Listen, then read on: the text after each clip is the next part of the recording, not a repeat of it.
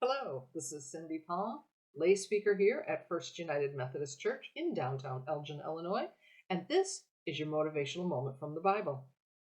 These motivational moments are designed to go along with the sermon you heard on Sunday, maybe be a small devotional for you during the week, or just give you a little spiritual boost. For the past 2 weeks, we've been taking a look at what I've called spiritual stumbling blocks. These are all the ways we live out Paul's lament, not doing what we want to do, and instead doing what we don't want to do. We all want a closer walk with Jesus. I mean, you wouldn't be watching this right now if you didn't. We all know what grows faith, and yet we really struggle with or stumble over many of those things.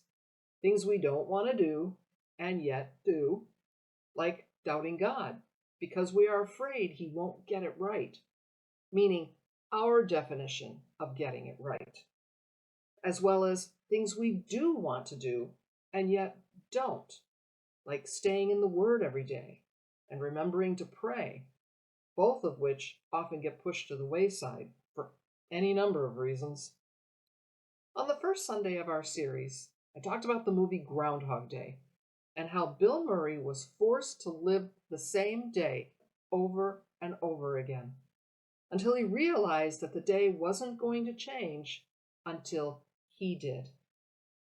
Our faith is often the same way.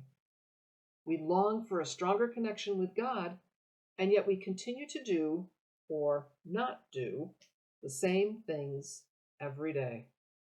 So much to our dismay, our faith journey becomes stagnant and often stalls, or comes to a screeching halt altogether. But the fact is, our faith won't change unless we do. Today, I'd like to talk about a stumbling block that, on the surface, may not seem to be that big of a deal.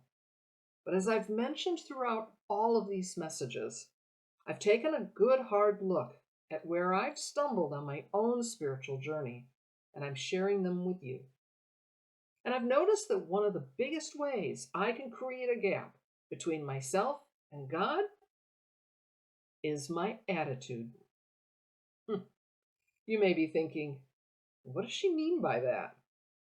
Well, I said I was willing to say the hard parts out loud, so I'll confess. Sometimes I'm not as kind as I'd like to be.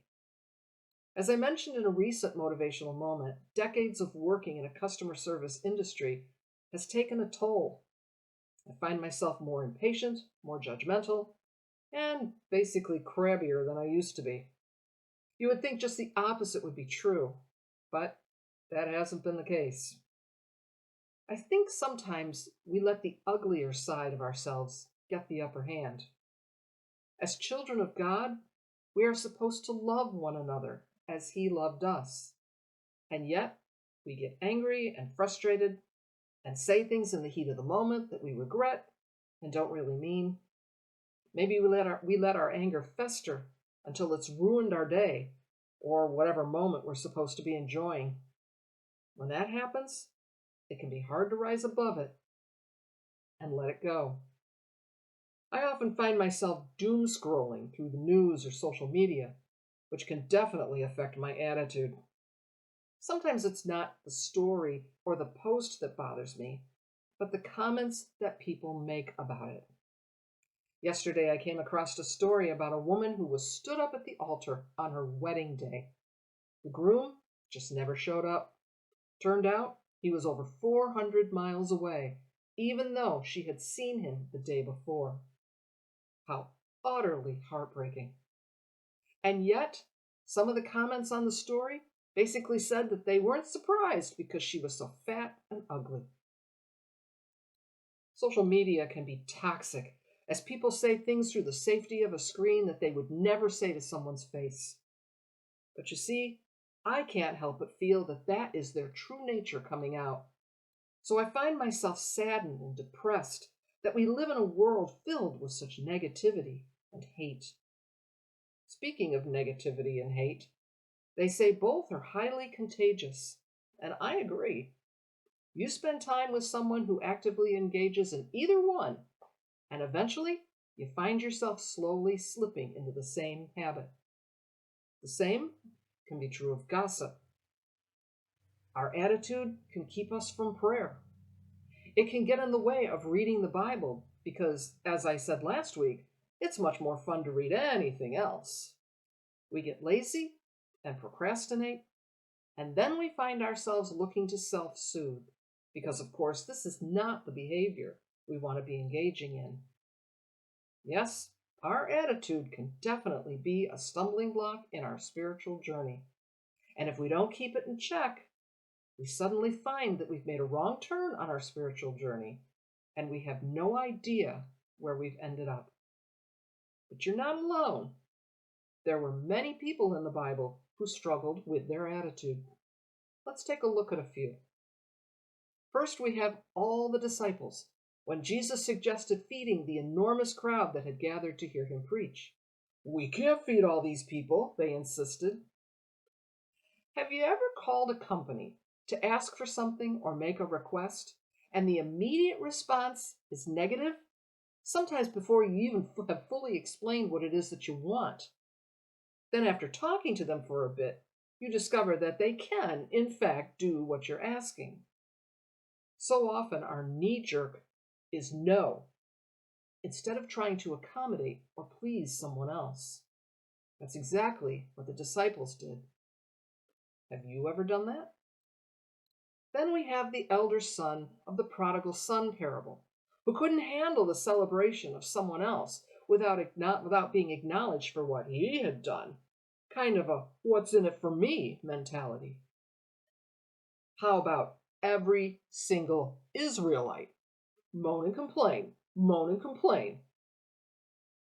There was nothing that God did that was ever to their satisfaction. I mean, I have no idea how to relate to that. Oh, and then we have James and John, the sons of thunder, who wanted to be Jesus' favorite disciples. Are you serious? There's a reason God invented siblings. Oh, and Jonah. Oh my. He probably had the worst attitude of them all. Serve God? Nope, not me, and you can't make me. Turns out God could. I guess instead of helping God do something about Nineveh, he just wanted to stay home, lay on the couch, and doom scroll social media about it. And here's a good one. How about those Pharisees? Their need to be right was so great that it kept them from experiencing the joy of knowing the Son of God in the flesh, right before their very eyes. How sad is that? Yep, sometimes our attitude can really get in the way of our relationship with God. We stumble and fall over our anger, our impatience, our selfishness, our whining, our ingratitude, and our need to be right. Each one is a big boulder that can take us down. But don't you see, all these stumbling blocks are interconnected. If we make time to read the scriptures a part of our daily routine, if we stay in the Word, if we take time to pray, not sometimes, but all the time, maybe our attitude will be better. We will then become a kinder, more patient, more loving version of ourselves, strengthening our faith in God, bringing us closer to Him, and so that we can experience less doubt. Faith is not easy. I think it's one of the hardest things we can do as humans in a fallen, broken world, but it is really the only answer to literally everything. Remember I talked about the Pacific Coast Highway, a road along the California coast that was full of mountainous driving through sharp turns, steep cliffs, and narrow passages? I said it was challenging to be sure, but totally worth the effort. This, my friends, is the same thing.